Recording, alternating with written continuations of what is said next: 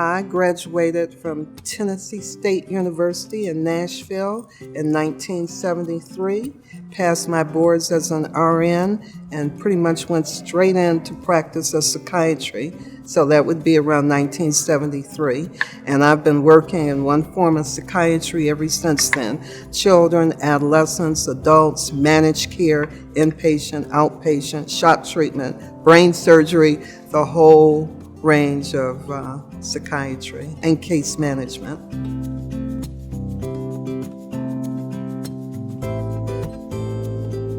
We all know, all of us, physicians, nurses, therapists in the United States, we know that our system is faulty. We know often that sometimes the treatment that we deliver is working and sometimes it isn't. But for many of us, the field is out of control. And we wonder, how can we fix it? What do we need to add? What do we need to delete? What can we do that's going to make it better? It's not bad. I don't mean that the clinicians are bad and the doctors are bad. It's a system that's overwhelmed with patients and emergency. And we all know that. We watch TV. We know about what our cities are like and what we're suffering as a culture in America.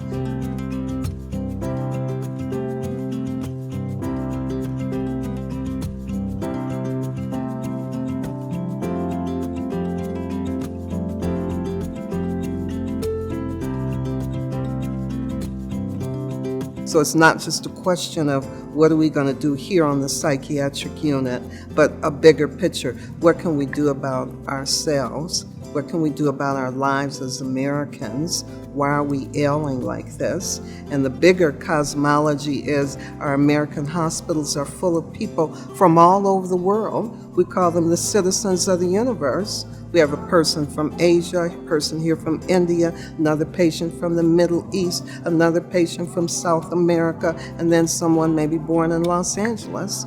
But it's the people of the universe, and it has to do with how we as human beings are suffering on the planet, how to heal the planet, and how to heal the people.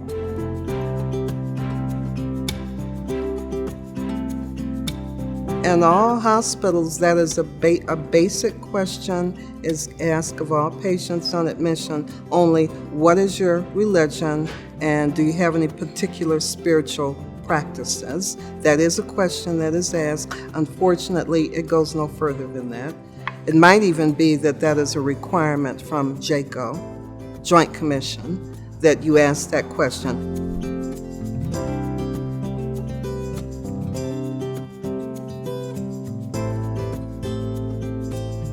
So we all know, you can look in the record and see what the patient's religion and spiritual belief is, but it's not addressed any further than that in the treatment.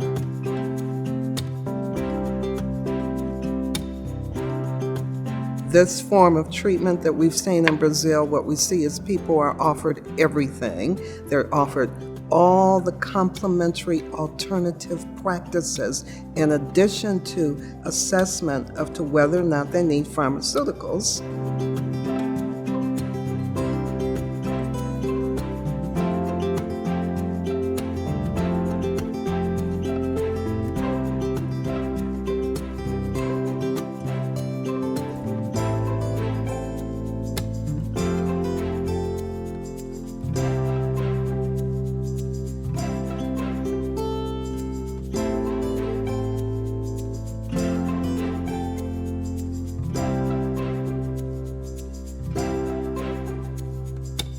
So they have pharmaceuticals if they need it, but also they have all the forms of spiritual treatment and all the forms of alternatives, right? They have a full menu of treatment options available to them, and they have every type of practitioner in what I'm going to call the treatment team so that Americans can relate to that. The whole treatment team is full of a variety of practitioners. So they have a medical assessment, spiritual assessment, nutritional assessment, they have flower essence, they have chromotherapy, all the treatment that they could possibly need. Psychiatry as we know it, but also all of the complementaries and also the spiritual component also. because that, as we know, is a huge part of what's missing, what's lacking in our system, is the spiritual component. We need to implement what we as Americans want. You know, we want that. I know we want that. We want it all.